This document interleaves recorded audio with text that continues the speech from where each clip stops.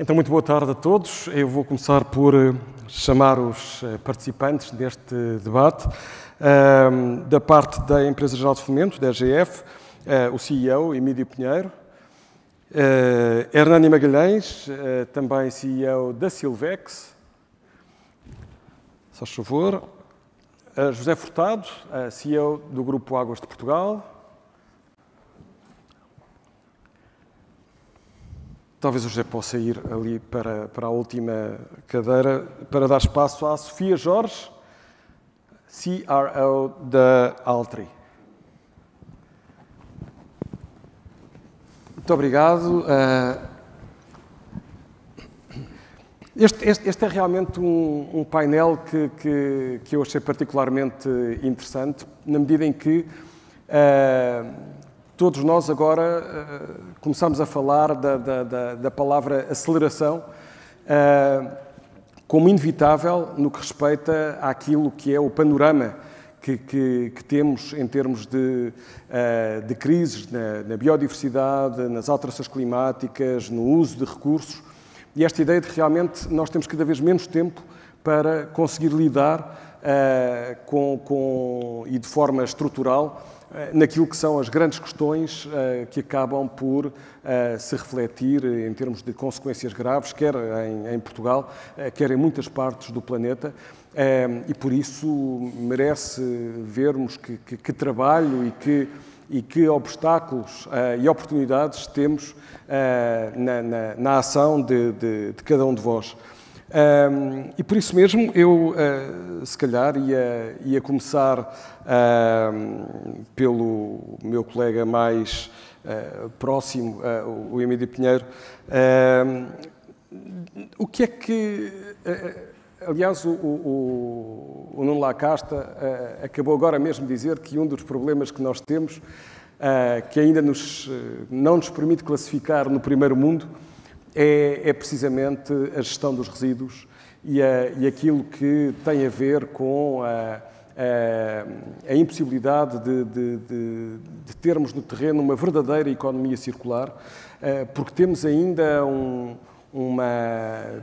eu diria, todo um racional de gestão dos resíduos que está muito longe daquilo que a União Europeia nos obriga, e que depois, obviamente, se reflete em estarmos longe das percentagens que gostaríamos e da aplicação dos princípios da redução, da reutilização, da reciclagem. O que eu gostava de lhe perguntar é quais são, efetivamente, os principais desafios da parte de quem, neste momento, à escala nacional, tem um papel tão importante em receber todos esses resíduos urbanos que têm soluções diferenciadas, e até acrescentava já aqui uma questão, que é um dos problemas que eu sinto nesta questão dos resíduos urbanos, um pouco em linha com o que o Nuno Lacasta também estava a dizer, é que eu tenho aqui quase que universos paralelos. Tenho o universo das câmaras, tenho o universo de quem faz a recolha, quem é responsável pelas embalagens dos diferentes produtos que são colocados em mercado. Depois tenho a gestão que é feita dos aterros e da incineração por parte da EGF. E isto parece quase como que círculos isolados, quer dizer, que nem sempre da parte do cidadão não têm essa resposta. Ia-lhe perguntar um pouco sobre isto. Como é que nós conseguimos atingir, então, com estes obstáculos e com este modelo, os objetivos tão ambiciosos que temos pela frente? Boa tarde a todos. Muito obrigado, Francisco. É muito difícil. A resposta é muito difícil, porque nós, de facto, partimos de um ponto de partida, enfim, horrível, vamos chamar-lhe assim. Bem, não era tão horrível como em 95. Não era tão horrível como em 95, mas é muito mau face àquilo que nós temos que ser. E o tema desta sessão é acelerar, não é? Portanto, acelerar, se eu me lembro dos meus tempos de estudante, é recuperar o atraso. E quando a gente se atrasa para o exame, tem que acelerar o processo, e o que nós temos que fazer é, como temos muito pouco tempo, temos de facto que acelerar. E o mecanismo de aceleração que eu vejo com mais à mão é um mecanismo temos ideias muito claras sobre o que é que temos que fazer. Felizmente, temos já hoje o plano estratégico dos resíduos urbanos em vigor, infelizmente com uns anos de atraso, mas que clarifica para onde é que nós queremos ir, o papel de cada uma das partes, e, portanto, isso vai seguramente facilitar conversar. Portanto, se o Francisco fosse presidente de uma Câmara e eu fosse presidente de uma das concessionárias da EGF, eu sabia o que é que tinha que conversar consigo, e provavelmente o Francisco comigo. A nossa reunião podia ser curta, incisiva e, acima de tudo, conclusiva. A segunda questão que me parece bastante importante, num quadro que tenderá a estar clarificado, é que as nossas mentes ultrapassem as barreiras que o Francisco elencou. E para isso é preciso cooperar. É preciso humildade. É preciso que as pessoas olhem para o país, olhem para as suas responsabilidades, mas saibam elevar-se um bocadinho na perspectiva, no satélite, como eu costumo dizer, olhar também em volta e ver quais é que são as melhores soluções para o país, as mais eficientes, para que possamos depois ir pôr mãos à obra e investir. Este elemento de cooperação, de diálogo, de saber ouvir é absolutamente fundamental num setor que está muito mitigado, está muito diversificado, há muitos pequenos e grandes interesses envolvidos, e nós de facto temos que nos concentrar para chegar a 2030 com parte dos nossos objetivos cumpridos e depois em 2035 com o que falta.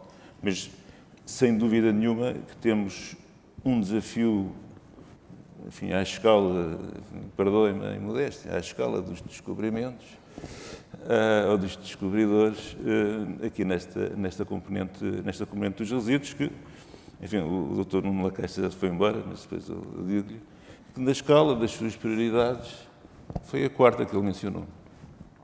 Bem, pode não ter sido Foi por acaso. Eu, se calhar, então, ainda que estamos a falar, não agora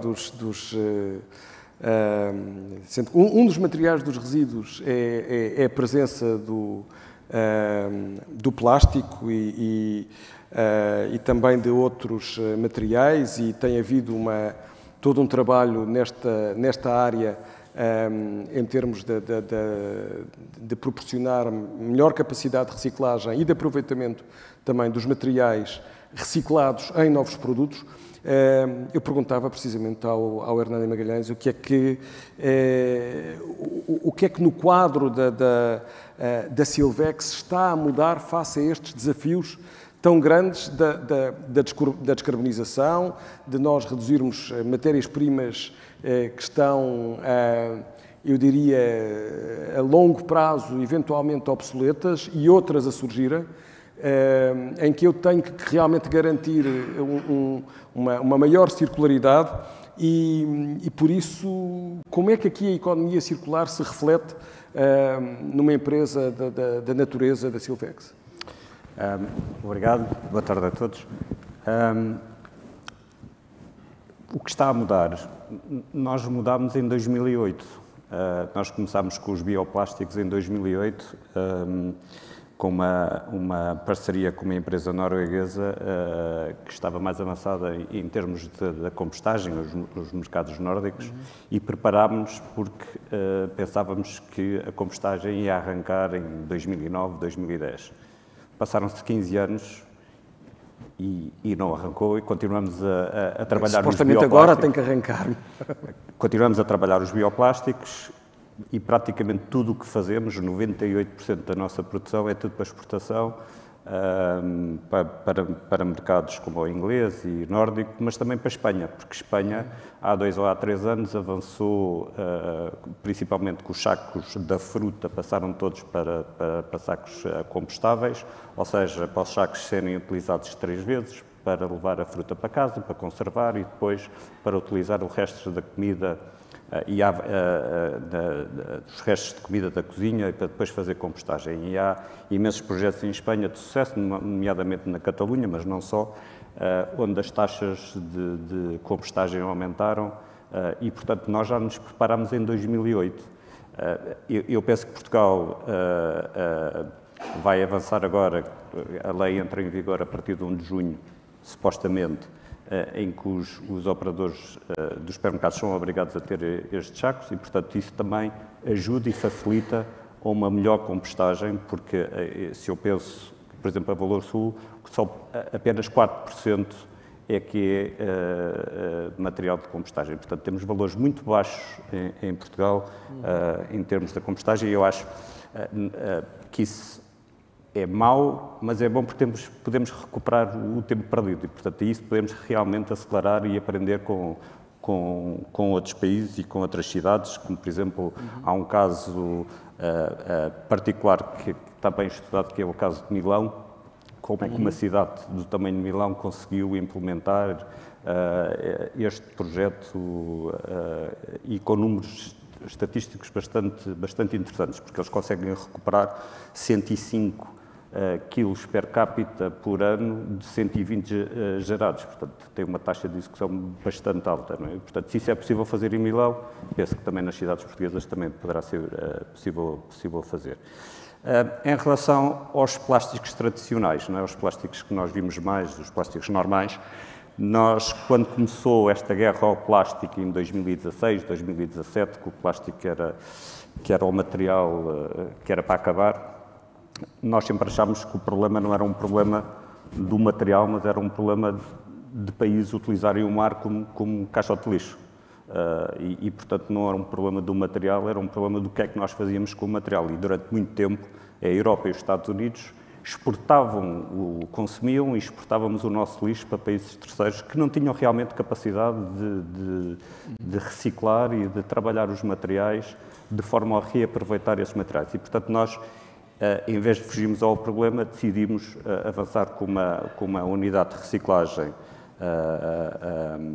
nas nossas instalações, porque percebemos que o plástico podia ser reutilizado e podia voltar a ser produto. E, portanto, nós estávamos a desperdiçar, nós como país e nós como empresa, estávamos a desperdiçar um recurso e que estávamos a vendê-lo muito barato, sem ser trabalhado, acrescentando valor e voltando a introduzir novamente no circuito.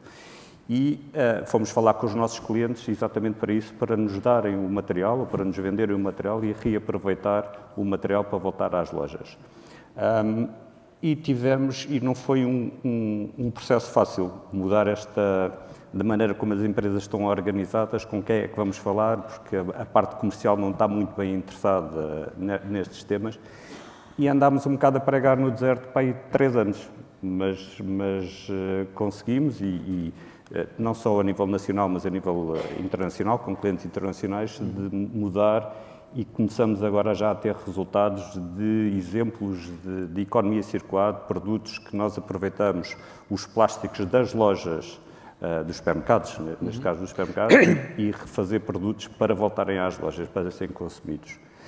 A taxa de circularidade em Portugal é muito baixa, como sabe, não é? Exato. 3%, não mais que isso. E eu não sei se é uma taxa verdadeira ou porque ninguém reporta a taxa. Não, esse era um aspecto que, aliás, quer dizer, diz respeito aqui quer ao Emílio, mas também ao Hernando, que é um dos problemas grandes que nós temos, penso eu, na própria gestão dos resíduos e em muito trabalho que a Zero tem vindo a desenvolver, é termos números credíveis em relação aos materiais que são colocados no mercado e depois que são efetivamente processados, que vão para reciclagem, ou que vão para aterro, ou que vão para incineração. Os números não batem certo. É um dos aspectos onde nós também já nos oferecemos para fazer parte da cooperação.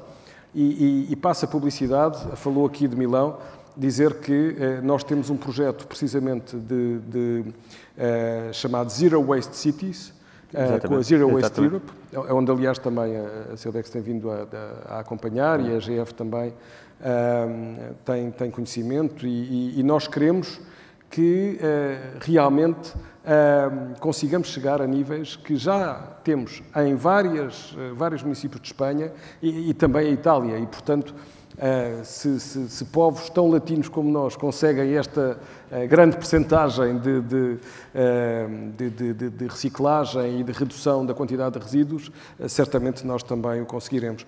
Eu passaria porque isso aumenta a taxa de circularidade. Exatamente. Não, isso é absolutamente decisivo para eu ter os materiais, o retorno dos materiais que entram no ciclo. Aliás, nós tivemos um projeto com a Zero, que é chamado Devolver à Terra, com as escolas, para ensinar os miúdos a fazerem compostagem nas escolas, aproveitarem os resíduos orgânicos das cantinas, aproveitarem nas hortas e, portanto... E que foi um sucesso. Teve muito mais escolas a quererem participar do que aquelas que conseguimos apoiar. Há interesse. E eu passava à Sofia Jorge e perguntava-lhe, estamos aqui a falar um pouco de materiais, falamos do plástico, e agora, no caso da Altri, a pasta de papel, quer dizer, o que é que... a pasta de papel, claro que tem aqui um mercado que está também a evoluir depois na sua utilização. Com a digitalização estamos a ver que se calhar o papel, as folhas de impressão vão certamente diminuir, mas essa pasta começa a ter outros fins também, sem dúvida alguma, para ser entregue para o chamado tissue ou inclusive para a própria pasta de papel ter uma diferente composição e começarmos a falar de fibras que se aproximam mais de um caminho sustentável e que começam também a incorporar aqui uma utilização diferente e mais próxima de valores de sustentabilidade. Aliás, no fundo, as duas grandes marcas na área da pasta de papel e que antes tinham a chamada CELPA, também agora têm uma nova associação, a Beyond, que também traduz um pouco essa evolução. E era um pouco isso que eu lhe ia perguntar, quer dizer, que novidades é que nós podemos ter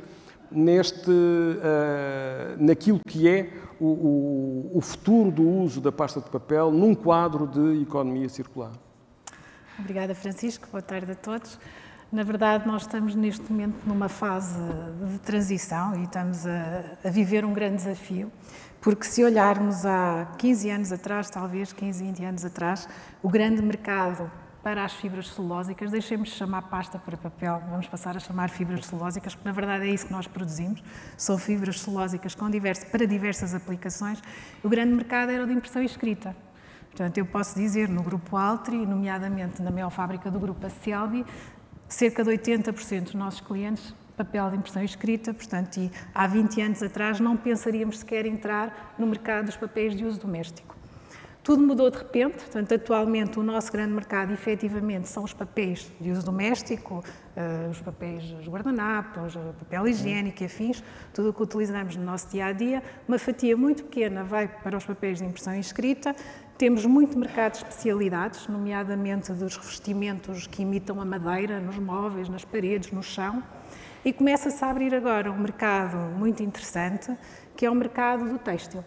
Portanto, na verdade, a Altri tem feito um pouco esse percurso, utilizando a Caima, que é a fábrica mais pequena do grupo, que produz uma pasta diferente das outras duas fábricas, que é chamada a pasta solúvel, e que é uma pasta que é uma fibra que é muito interessante para este mercado do têxtil e que permite substituir, de alguma forma, as fibras produzidas a partir de hidrocarbonetos. Portanto, estas fibras são utilizadas para produzir essencialmente viscose ou lyocell, sendo que o viscose é um produto que é utilizado, aliás, de certeza que todos nós trazemos hoje alguma alguma peça de roupa que é produzida a partir de viscose.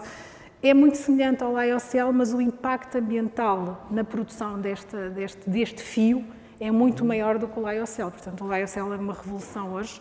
É uma fibra que é produzida com um impacto ambiental muito mais baixo e que claramente será um virar de futuro para o nosso negócio, não tenho dúvidas nenhumas.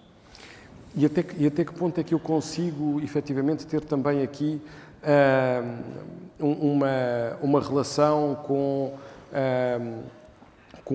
a utilização de outro tipo de...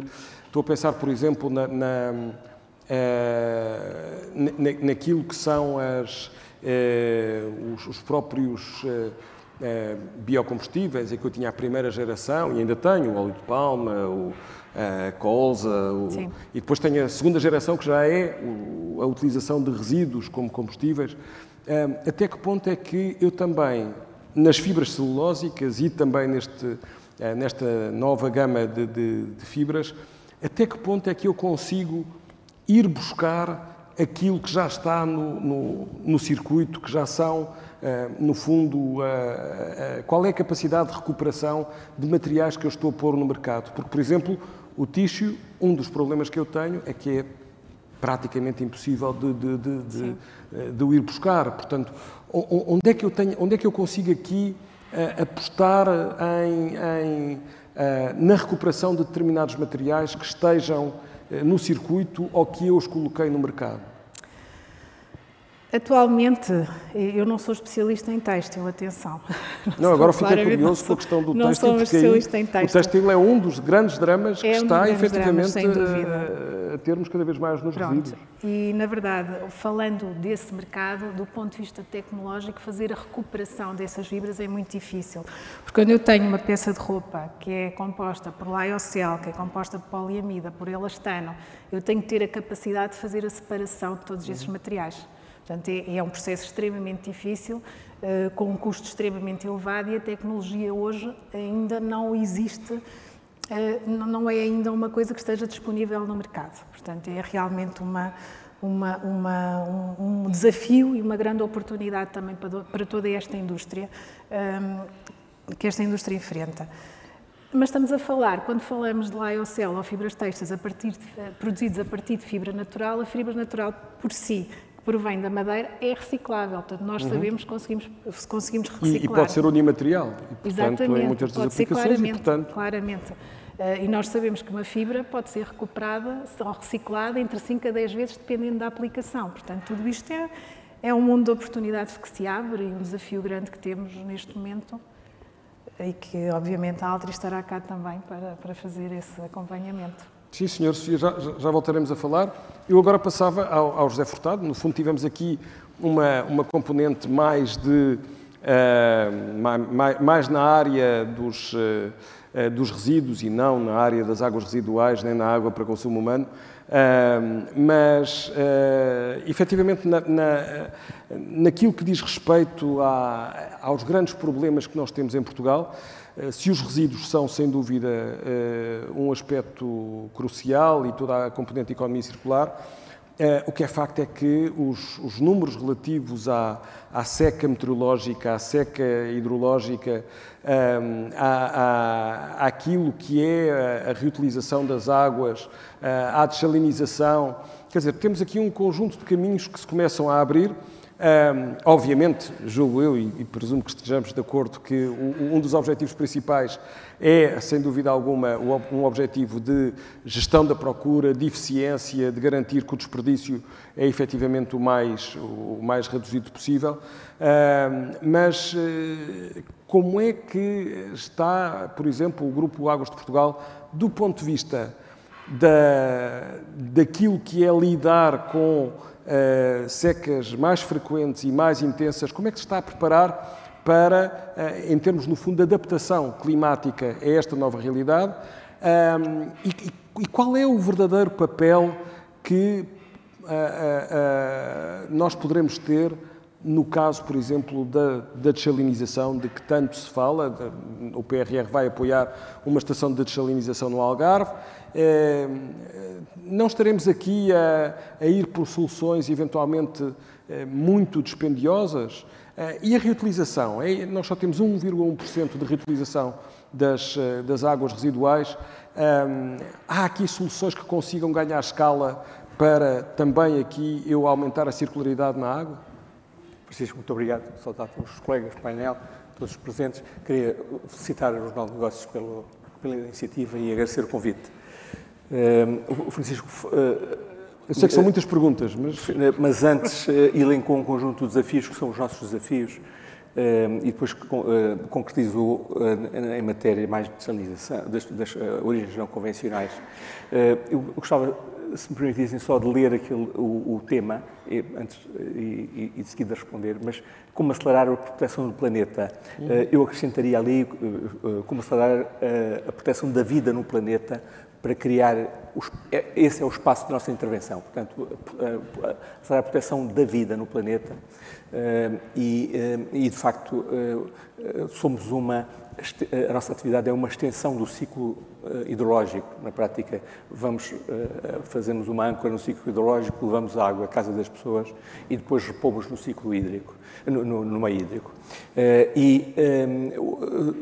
Essa é a nossa função e estamos muito dependentes exatamente do ciclo hidrológico e do regime hidrológico, mais concretamente, e das alterações climáticas.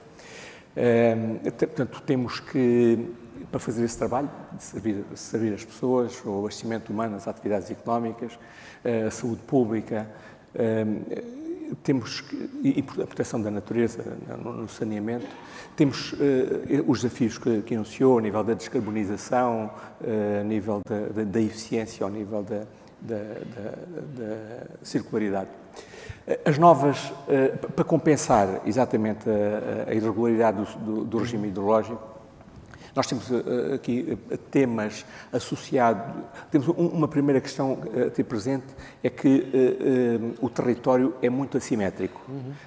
Se olharmos o mapa de Portugal, a realidade a sul do Tejo é uma, a realidade a norte do Tejo é outra.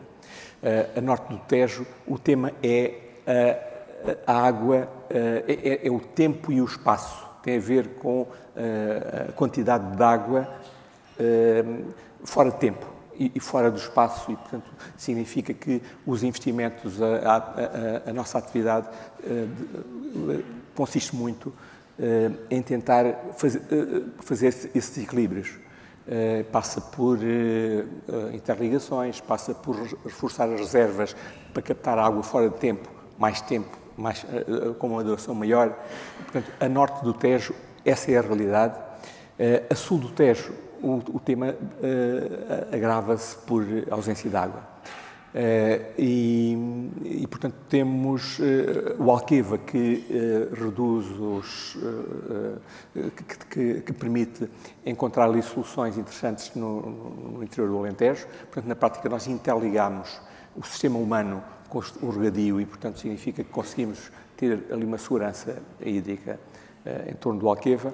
E temos a orla costeira do Alentejo e do Algarve, onde, por razões distintas, no Alentejo muito mais pela pressão da procura, os projetos industriais em Sines, o turismo, exigem o reforço da disponibilidade hídrica por um conjunto de soluções que incluem a dessalinização. No Algarve também o tema é o mesmo, sendo que não é tanto o tema da procura, é o impacto do clima. E, mais uma vez, respondendo à questão diretamente, portanto, temos a dessalinização como uma das soluções. Portanto, a dessalinização como reforço de origem. Temos a noção exata de que a dessalinização é o último dos recursos. A dessalinização vai, naturalmente, ser uma solução cada vez mais recorrente no longo prazo. Atualmente, temos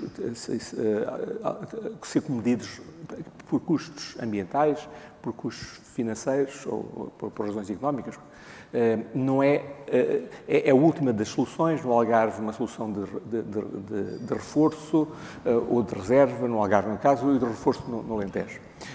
A norte do Tejo não devemos que seja necessária a desalinização no horizonte.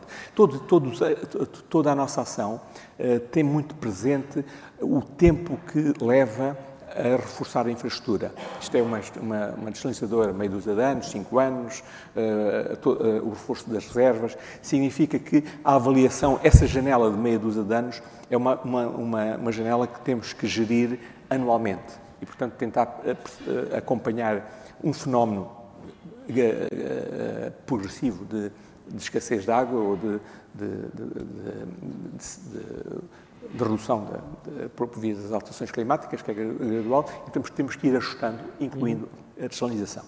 Outro assunto tem a ver com a reutilização. Exato. E, portanto, dentro desta lógica de que nós temos que normalizar o regime hidrológico, nós, na perspectiva do ciclo urbano de água, na medida em que temos que encontrar alternativas de reforço não convencionais, cidades ou mar, desalinização, estamos a falar do mar não convencional, portanto, não está associado, não deriva do ciclo hidrológico, como estava inicialmente a referir.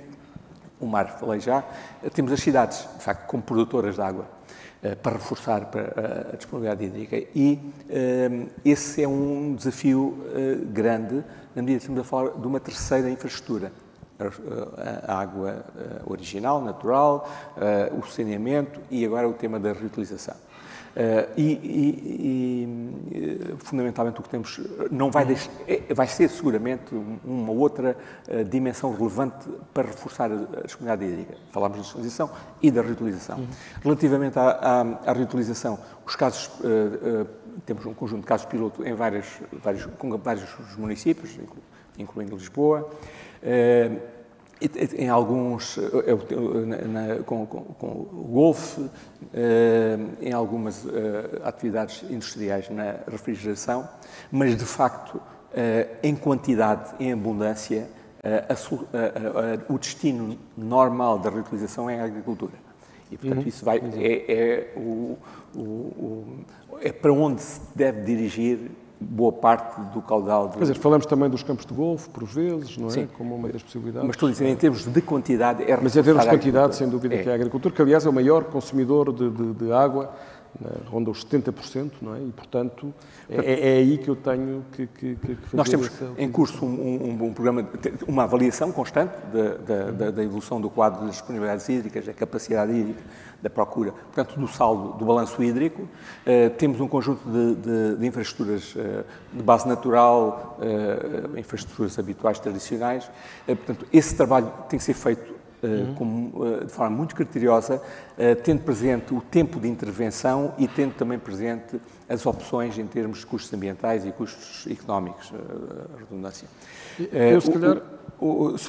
Francisco, só para concluir, diria outra coisa, que é o ciclo urbano da água permite outro tipo de intervenções nesta questão base que é colocada a acelerar a proteção do planeta ou da vida do planeta. Na medida em que o saneamento, as águas residuais tratadas,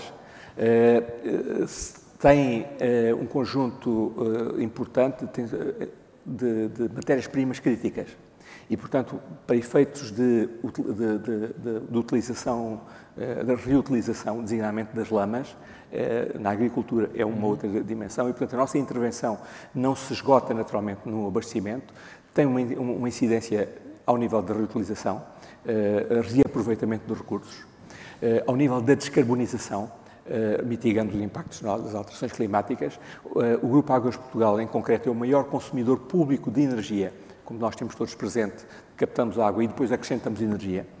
De facto, a energia é o fator de custo mais relevante com os recursos humanos e, portanto, é uma atividade muito crítica tentar deixar de estar muito vulnerável às oscilações do mercado. Temos um programa de produção de energia verde à medida das nossas necessidades. Portanto, nós vamos nos tornar autossuficientes a energia, porque ao longo da cadeia produtiva temos um potencial de produção de energia diversificado. Eu se calhar ia passar aqui novamente, ainda para fazermos uma segunda ronda mais rápida, temos ainda cerca de 10, 12 minutos. Eu ia fazer uma pergunta, aliás, muito objetiva aos dois, e sei que não estão propriamente preparados para ela, mas gostava de ter a vossa opinião. E para uma resposta muito curta, que é, uma das questões que se levanta muito atualmente é a separação entre aquilo que são os custos da parte do consumidor, do tratamento de resíduos e do tratamento e do consumo e do tratamento da água. Ou seja, esta ideia foi uma das recomendações da OCDE no seu último relatório sobre Portugal, é que eu deveria ter eu deveria pagar a água e deveria pagar os resíduos de forma separada, precisamente porque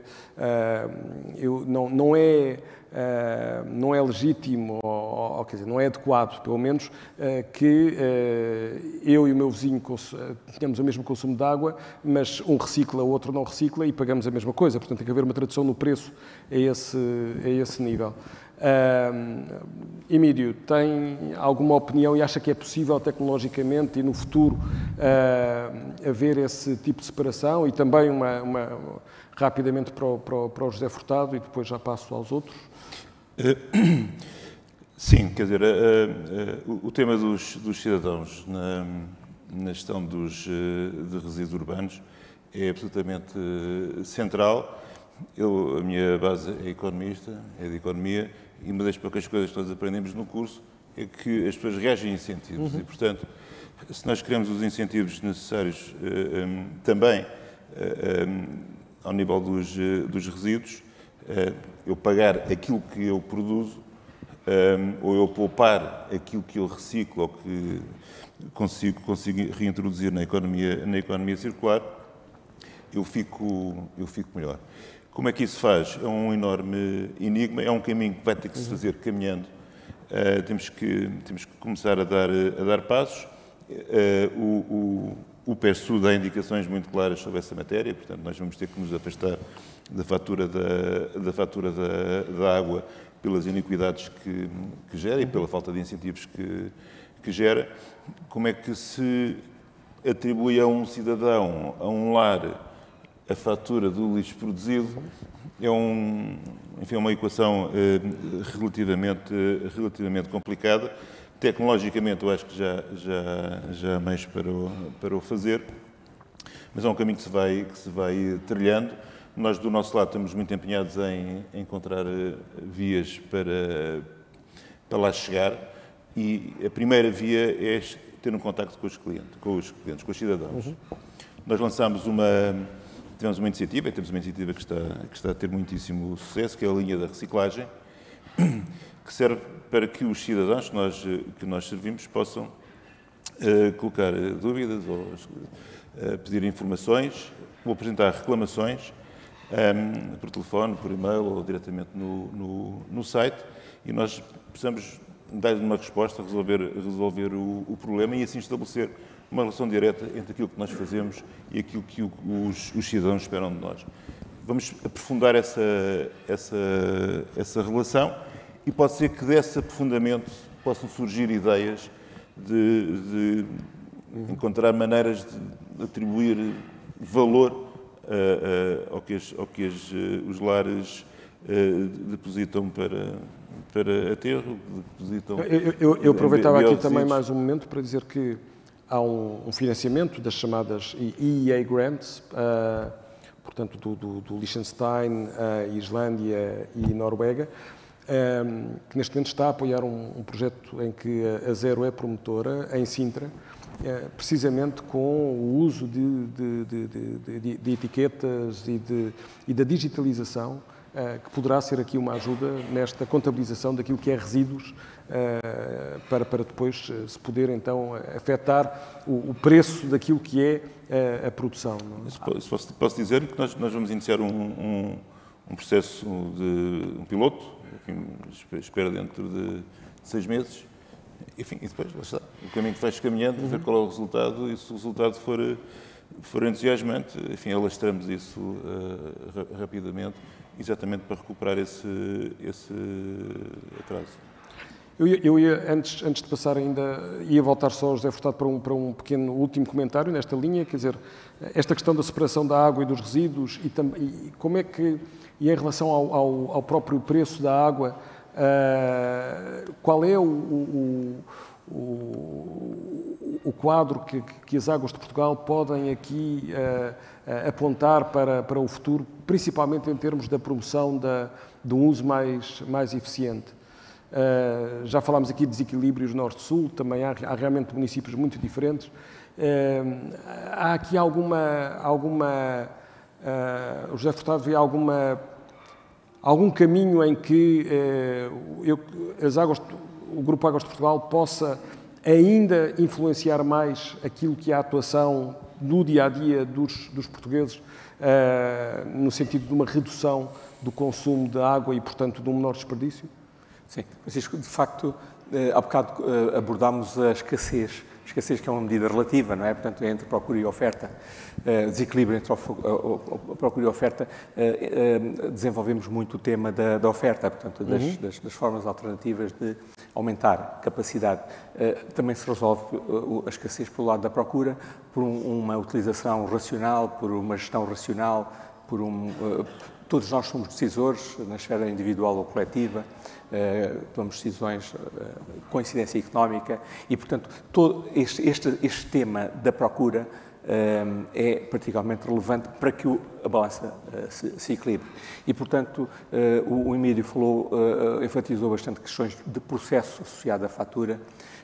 Eu sublinharia as vantagens em termos de transparência, se quisermos, que ajuda a ter melhor noção do impacto dos comportamentos e, portanto, é instrumental nessa matéria. Aliás, todos estes desafios globais acabam por ter uma maior concretização exatamente no plano individual.